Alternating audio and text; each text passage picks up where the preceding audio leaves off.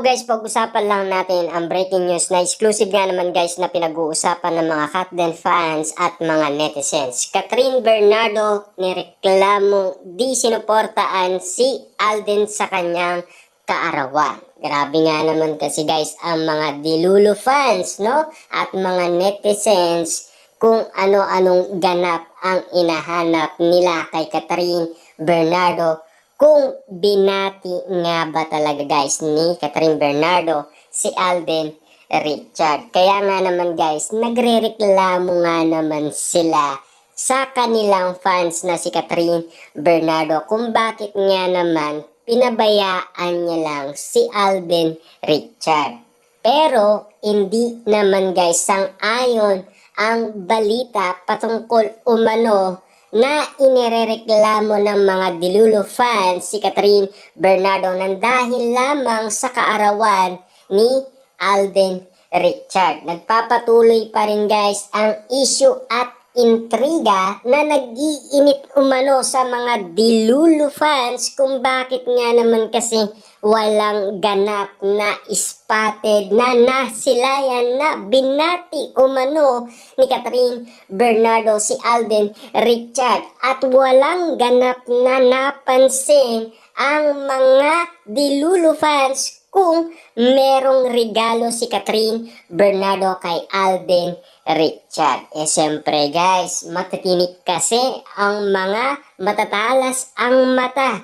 Kaya nga naman guys, palihim na lang silang nagtatago. At siyempre, hindi na kaya umano ipakita pa sa mga netizens at mga Dilulo fans ang ginagawa ni Catherine Bernardo at Alden Richard. Siyempre guys, alam na nila kung gaano katalas nga naman kasi ang mga mata ng mga Dilulo fans at mga netizens ni Catherine Bernardo at Alden Richard. Tulad na lang guys nung binigay na bag ni Alden Richard kay Catherine Bernardo ay pinagkaguluhan nga naman kasi at lalong-lalo na meron silang ebidensya or resibo. Kaya nga naman guys, matinik na sina Catherine Bernardo at Alden Richard, kaya na nilang itago yan nang wala umanong nakakaalam ni isang tao man.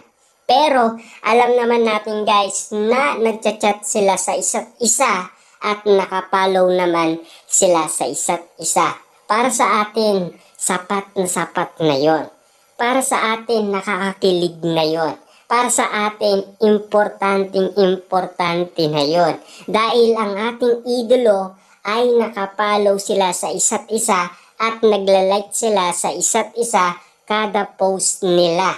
Kasi nagmamahalan na daw sila. Ayon sa mga kumakalat na issue sa social media, lalong-lalo na kung meron na talaga silang nararamdaman sa isa't isa or meron na talaga silang feelings sa isa't isa. Kung bakit nga naman guys, pinag-uusapan na sina Catherine Bernardo at Alden Richard sa bawat ganap na nangyayari umano sa kanilang buhay. Lalong-lalo na guys sa buhay love life nila. Kung sino nga ba talaga ang tunay na kanilang minamahal. Siyempre guys, alam na natin yan eh. May tatago pa ba ni Catherine Bernardo at Alden Richard yan? Lalong-lalo na ang mga maliligaw umano ni Catherine Bernardo ay sumuko na.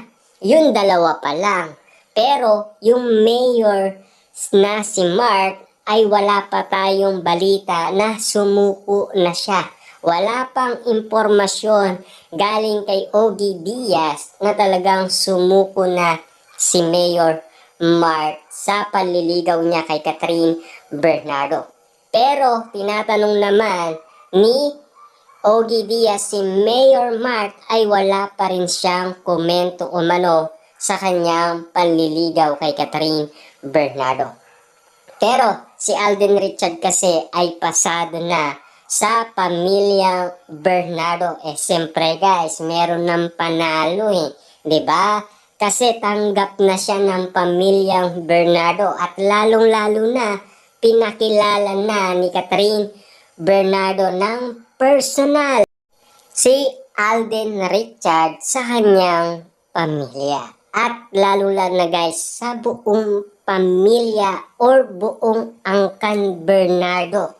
Dahil kitang-kita naman natin guys kung gaano kasweet sina Alden Richard at Catherine Bernardo. Dahil yan ay usapin na sa buong social media na pinag-uusapan, pinagkakaguluhan at pinagpepestaan na ng mga netizens at mga Delulu fans.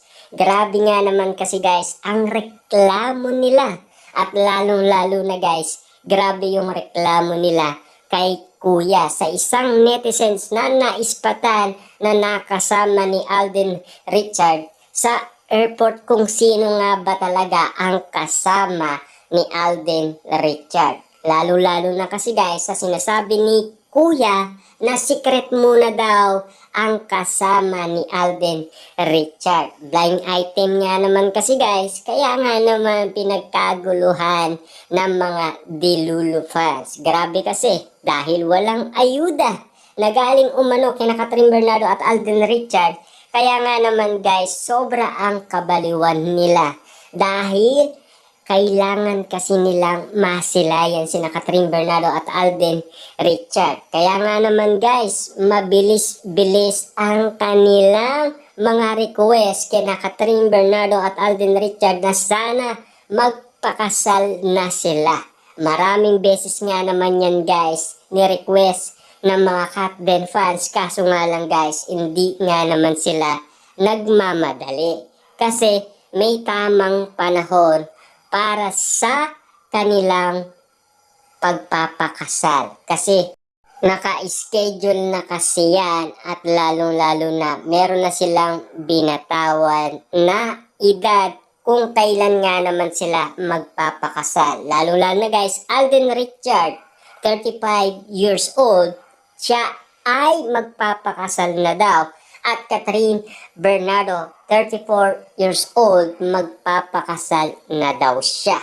At kung kanino nga ba sila magpapakasal, tulad na lang guys ni Alden Richard ay single pa rin hanggang ngayon at si Catherine Bernardo. Pero yung kay Catherine Bernardo guys ay malayo-layo pa kasi 28 years old pa lang siya. Si Alden malapit na.